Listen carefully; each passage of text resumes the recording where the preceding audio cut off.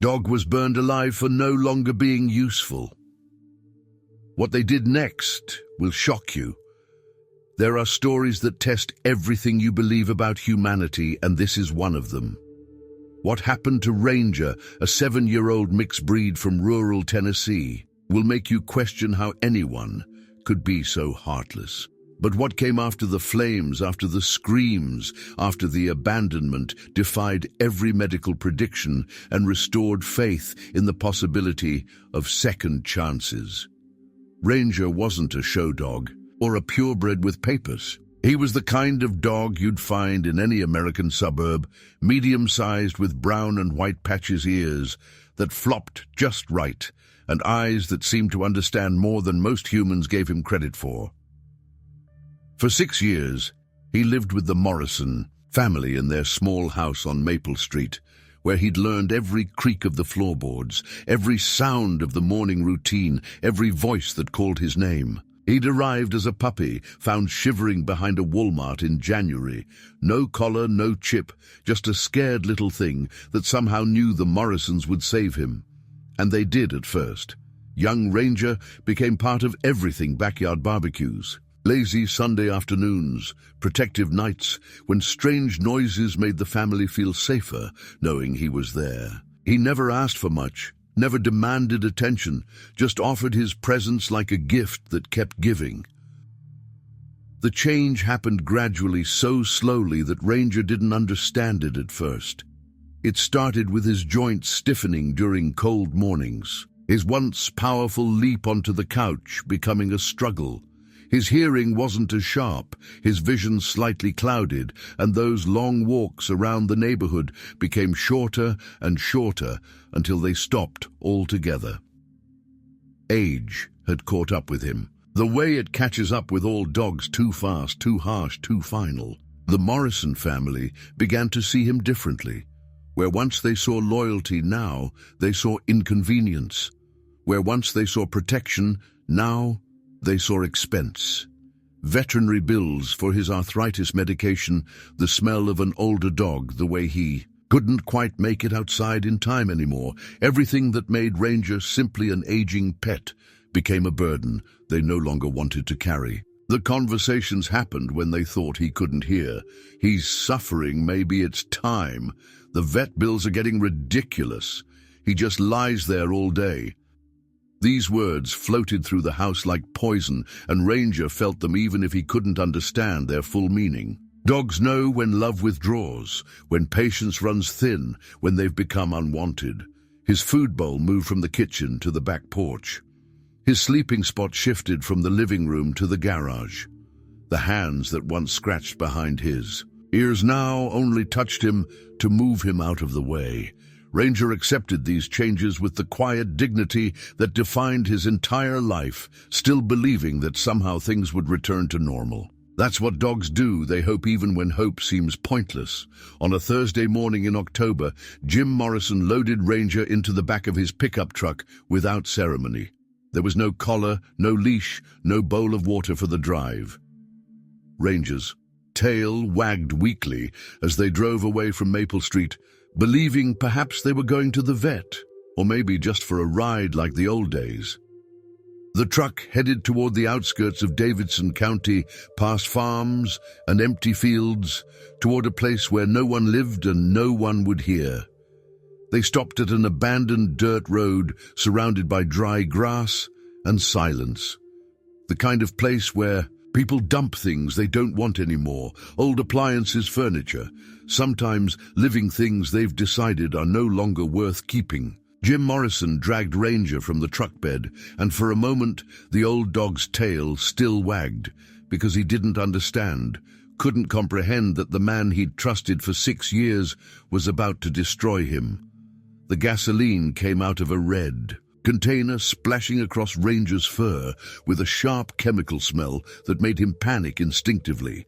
He tried to move away, but his old legs couldn't carry him fast enough.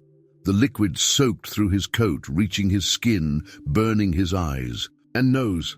Still, he looked up at Jim Morrison with confusion rather than anger, waiting for an explanation that would make sense of this horror. The match lit with a small sound almost insignificant. When it touched him, Ranger's world became fire. Flames raced across his body faster than thought, turning fur into ash skin, into agony. He ran in circles, crashed into the ground, rolled desperately, trying to escape his own burning flesh. His cries pierced the empty air. Not barks, but something deeper, more primal, the sound of betrayal made audible. Jim Morrison drove away before the flames died down, leaving behind what he assumed would be a pile of ash and the end of his responsibility. But Ranger was still alive, still breathing through burned lungs, still fighting with a determination that would have been impossible to predict. Somehow, through pain that should have killed him, he began to crawl. Inch by inch, paw by paw, he dragged, his burned body away from that place of abandonment, driven by an instinct stronger than logic. For hours, he moved across rough ground that tore at his exposed flesh. Every movement was torture, every breath felt like swallowing fire, but something inside him refused to surrender. Maybe it was the same force that had kept him loyal all those years, the same love that hadn't been returned, but had never wavered. He crawled toward the road, toward the possibility that someone somewhere might see him and care. Dr. Sarah Chen was driving home from a late shift at Nashville General Hospital when she saw what looked like a burned animal by the roadside. She almost didn't stop. It was dark, she was exhausted, and whatever it was appeared beyond help. But something made her pull over, turn on her phone's flashlight, and walk closer. What she found changed everything. Ranger was barely recognizable as a dog. More than 60% of his body showed severe burns, his breathing was labored, and he was obviously dying. But when Sarah knelt beside him, he managed to lift his head slightly and look at her with eyes that still held a spark of life. In that moment, she understood that this wasn't just an injured animal. This was a survivor asking for a chance. The emergency veterinary clinic had seen burned animals before, usually from house fires or accidents, but never anything this severe or deliberate.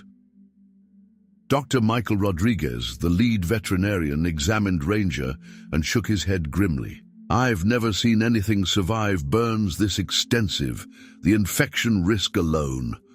He trailed off, unwilling to voice what everyone in the room already knew. But Sarah Chen had seen plenty of hopeless cases in her career as a trauma surgeon, and she'd learned that sometimes the will to live defied medical textbooks. "Give him a chance," she said quietly. "Just give him a chance." That night began a battle for Ranger's life that would last months and involve dozens of people who had never met him, but refused to let him die.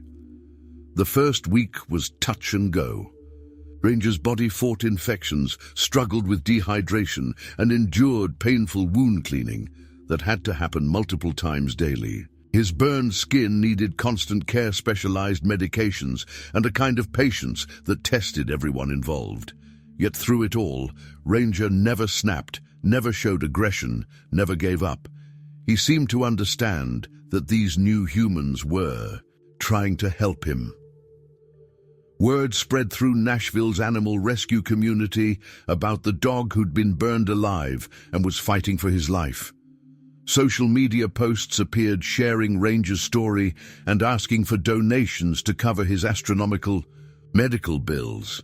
The response was overwhelming. Hundreds of people who'd never seen Ranger sent money, supplies, and messages of support. A trust fund was established specifically for his care.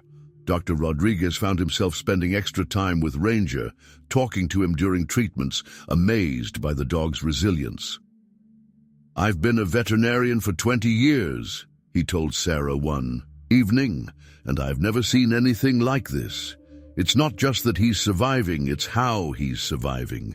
He trusts us completely. After what humans did to him, he still trusts us." The breakthrough came during Ranger's third week of treatment. For the first time since his rescue, he stood up on his own, walked a few shaky steps, and wagged his tail when Sarah entered his room. The small gesture sent ripples of joy through the entire clinic staff. They'd been invested in his recovery from the beginning, but seeing him reclaim basic movements felt like witnessing a miracle. Skin grafts helped repair some of the worst damage. Physical therapy helped him regain strength and mobility, but the most important healing happened in ways that couldn't be measured in the way Ranger began to trust again, to show affection again, to hope again. He'd been betrayed by the humans he loved most, yet he found the courage to love new humans who proved themselves worthy of that gift. As Ranger's story spread beyond Nashville, it reached Linda Martinez in Phoenix, Arizona. Linda ran a sanctuary for severely traumatized animals, dogs who'd survived abuse so extreme that most shelters couldn't handle their behavioral issues. But Ranger was different. He wasn't aggressive or fearful, just scarred. When she saw his photo and read his story, Linda knew she had to meet him. The drive from Phoenix to Nashville took Linda 18 hours, but she made it without stopping, except for gas. At the veterinary clinic, she sat quietly in Ranger's room for an entire afternoon, not pushing for interaction, just being present. Ranger approached her, gradually sniffed her hand, and eventually rested his head on her lap. In that moment, Linda understood that she wasn't just meeting a dog, she was meeting a teacher. He's been through hell, Linda told Dr. Rodriguez. But look at him. He's not broken. He's not angry. He's just patient, like he's waiting to see what life has planned for him next. The adoption paperwork was completed within days, and Ranger began the next chapter of his journey in the Arizona desert, where healing happens differently under endless sky. At Linda's sanctuary, Ranger discovered what it meant to be valued rather than tolerated. He had his own climate-controlled kennel, access to a large fenced yard, and medical care that addressed not just his physical scars, but his emotional needs. More importantly, he found his purpose helping other damaged animals learn to trust again. New arrivals at the sanctuary, dogs who cowered from human touch or lashed out in fear, would watch Ranger interact calmly with staff and visitors. His quiet confidence became a teaching tool, showing other animals that not all humans meant harm. Ranger became a therapy dog, without formal training, simply by being himself, patient, forgiving, and hopeful. The transformation was remarkable to witness. Dogs who'd been considered unadoptable gradually learned from Ranger's example. They saw him accept gentle touches, enjoy meal times, play with toys, and sleep peacefully, all the normal dog behaviors that trauma had stolen from them. Linda called him her ambassador of healing because he helped her save dozens of other animals simply by showing them what recovery looked like. Ranger's burns healed into scars that told his story without defining his future. His coat grew back in patches, creating a unique pattern that made him instantly recognizable to visitors. Children especially loved him, drawn to his gentle nature and fascinated by his survival story. Linda often found herself explaining to young visitors that Ranger had been hurt by bad people but saved by good ones, and that he chose to trust the good ones. The legal system never caught up with Jim Morrison. Despite Sarah Chen's report to police and a brief investigation, there wasn't enough evidence to file charges. The case went cold, leaving many people frustrated that Ranger's abuser faced no consequences. But Linda had a different perspective on justice. Justice for Ranger isn't about punishing the person who hurt him, she explained to a local news reporter. Justice is Ranger, living a beautiful life, being loved and respected, helping other animals heal, and showing the world that kindness can overcome cruelty. He wins every single day he chooses to trust and love, despite what happened to him.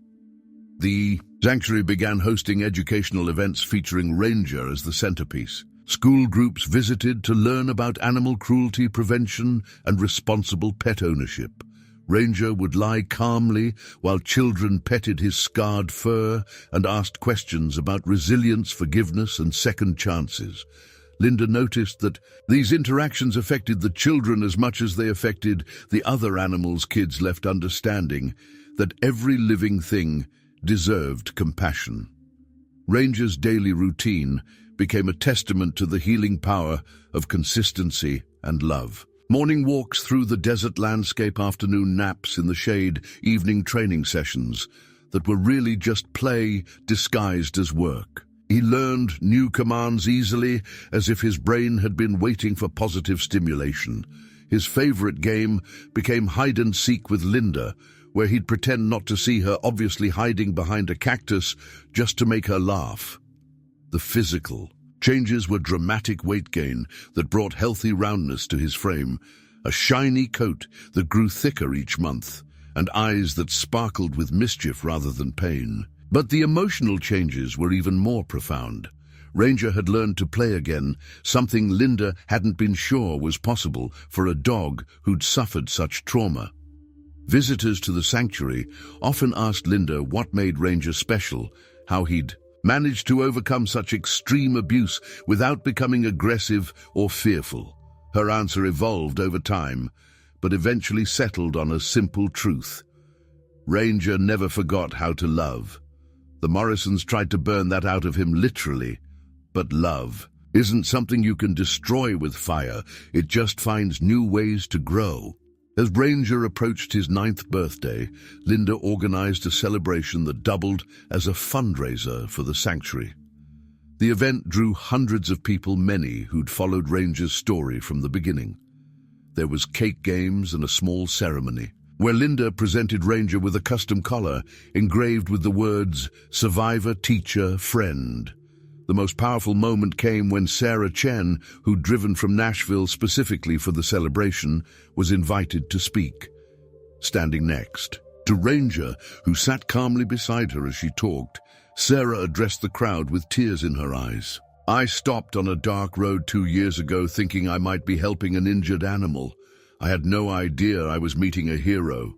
Ranger taught me that healing isn't just about medicine, it's about love, patience, and the courage to trust again after betrayal." Ranger's story had become bigger than one dog's survival. It represented hope for anyone who'd been abandoned, abused, or written off as worthless. Letters arrived at the sanctuary from abuse survivors who found inspiration in Ranger's resilience. From families who'd adopted older dogs after learning his story, from children who'd started volunteering at local shelters because they wanted to help animals like Ranger. Linda often reflected on the strange justice of Ranger's situation. Jim Morrison had tried to dispose of what he saw as a burden, a worthless old dog that had outlived its usefulness. Instead, he'd created a symbol of triumph over cruelty that touched thousands of lives. Ranger had become infinitely more valuable after his abandonment than he'd ever been as a family pet, not because of what was done to him, but because of how he chose to respond.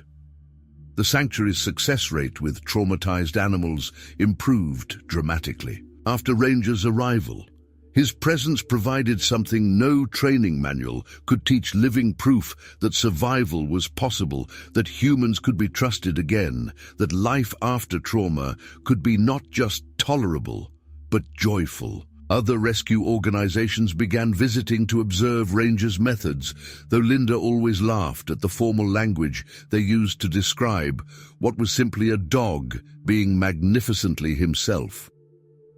On quiet evenings, Linda would sit with Ranger on the sanctuary's observation deck, watching the sunset paint the Arizona sky in impossible colors. These were her favorite moments, when the day's work was done and they could simply exist together in comfortable silence. Ranger would rest his head on her lap, and Linda would trace the scars on his coat while marveling at the journey that had brought them together. "You know what I think," she'd whisper to him during these twilight conversations. "I think you were always meant to be here. Not the burning, not the abandonment that was just cruelty, but you ending up here helping all these other animals, showing the world what forgiveness looks like. This is your real story. Everything before was just the prologue." Ranger's legacy extended beyond the sanctuary walls. A children's book about his story became a bestseller, with proceeds supporting animal rescue organizations nationwide. A documentary crew spent months filming his daily life, creating a feature that premiered at film festivals and later aired on national television. Universities invited Linda to speak about trauma recovery in animals, using Ranger's case as a study in resilience. But perhaps the most meaningful impact was the quietest one, the individual animals who found hope through Ranger's example. Dogs like Bella, who'd been chained outside for 5 years and learned to trust human touch by watching Ranger enjoy being petted. Cats like Smokey, who'd survived a hoarding situation and discovered that food would always be available by observing Ranger's calm confidence at mealtimes. Horses like Thunder, who'd been beaten by previous owners and learned that hands could bring comfort by seeing how Ranger approached humans without fear. The sanctuary kept detailed records of these recovery stories, creating a database that helped other rescue organizations understand how survivor animals could help heal traumatized newcomers.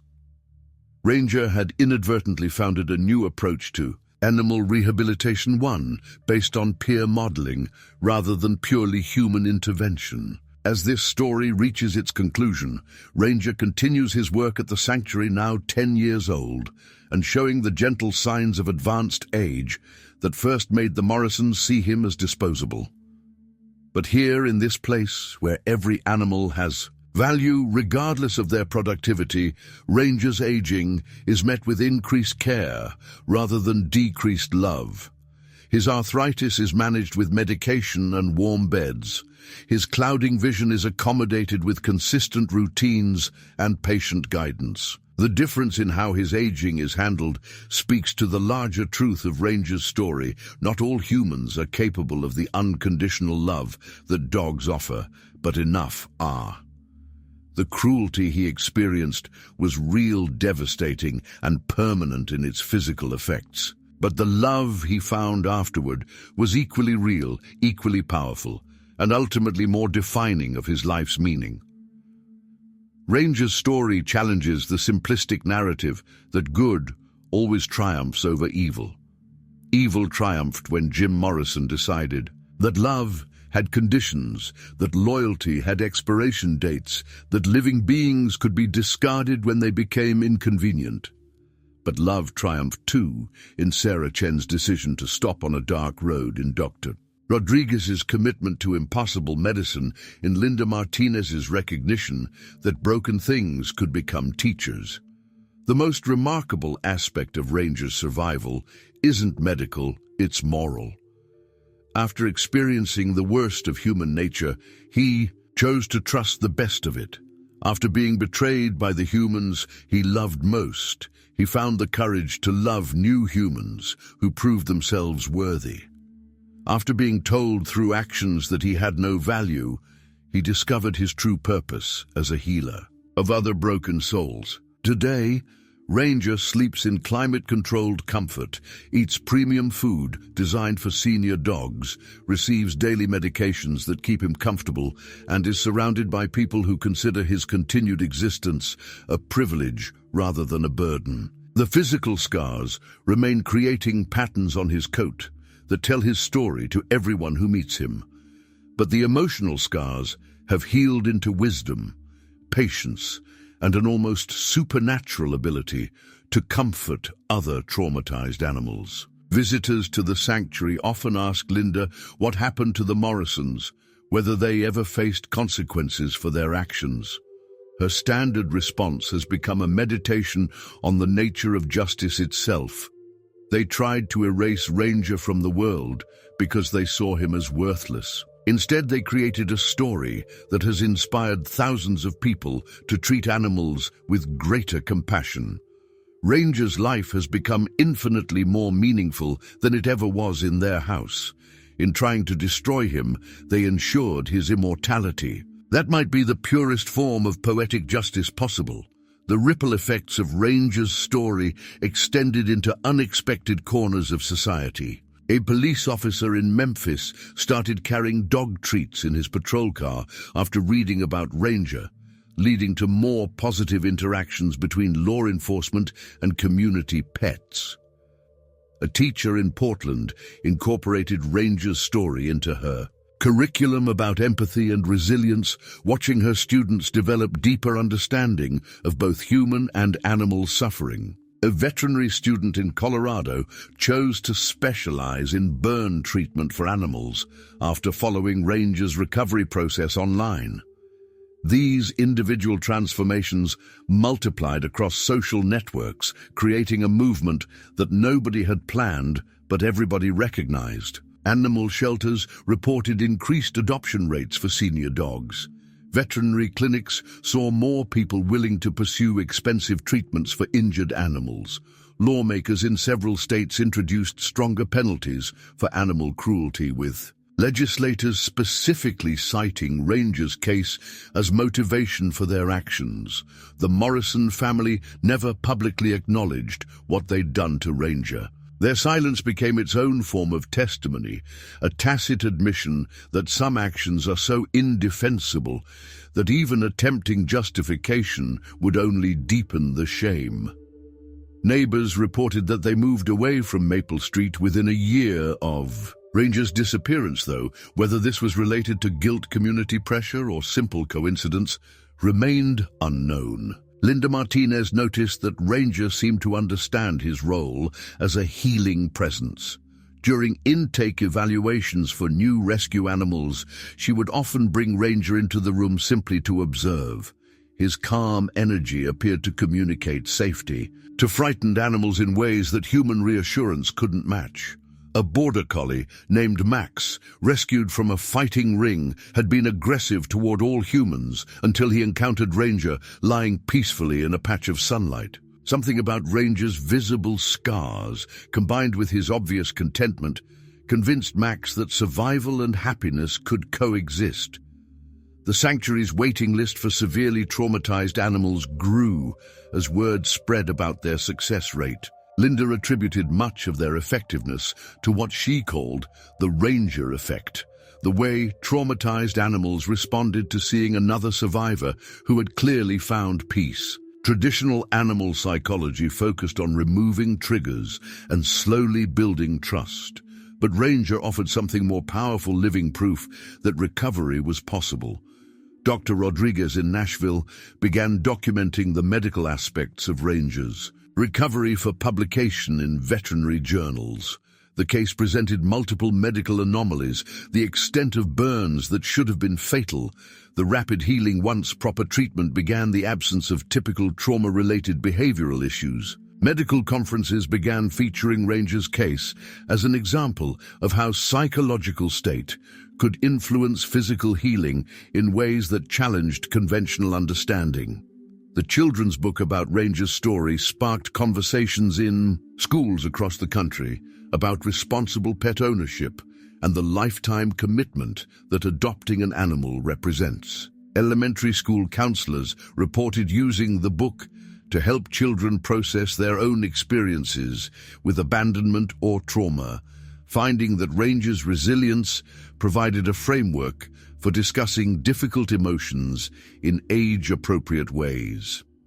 A group of veterinary students from Auburn University organized an annual fundraising walk called Ranger's Route, retracing the approximate distance he had crawled from the burn site to the road where Sarah Chen found him. The walk raised money for emergency veterinary care for abandoned animals and became a pilgrimage of sorts for people whose lives had been touched by his story. Participants often remarked that walking those miles, even in comfort and safety, gave them deeper appreciation for what Ranger had endured. Social media algorithms picked up Ranger's story and continued circulating it years after the initial events, introducing new audiences to his journey. Comment sections became repositories of similar stories, other animals who had survived abuse, other humans who had found healing through animal companionship, other examples of cruelty transformed into Compassion through individual choice and community support. The documentary about Ranger's life won several film festival awards, but its greatest impact came through streaming platforms that made it available to global audiences. Subtitled versions spread his story across language barriers, and animal rescue organizations in dozens of countries reported increased volunteer applications and donations following its release. Linda often observed that Ranger aged with a dignity that contrasted sharply with his earlier dismissal as worthless due to age. His graying muzzle and slower movements were met with accommodation rather than impatience. Special ramps helped him navigate stairs. Heated beds eased his arthritic joints. Modified feeding schedules accommodated his changing digestive needs. The sanctuary staff treated his aging as a natural process, deserving respect rather than a problem requiring solutions.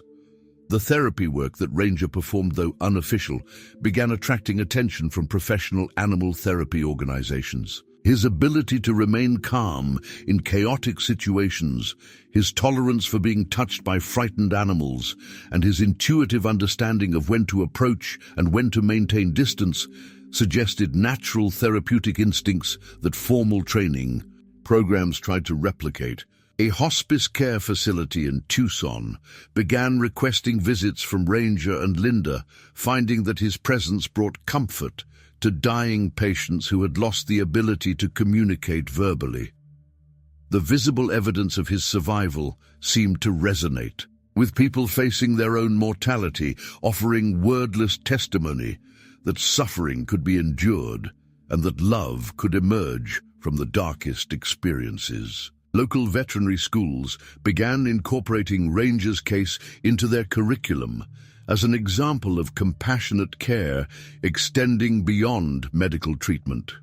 Students learned that healing involved emotional and spiritual dimensions that couldn't be addressed through medication alone. The partnership between Sarah Chen, Dr. Rodriguez, and Linda Martinez became a case study in collaborative care that considered the whole animal rather than just the injury.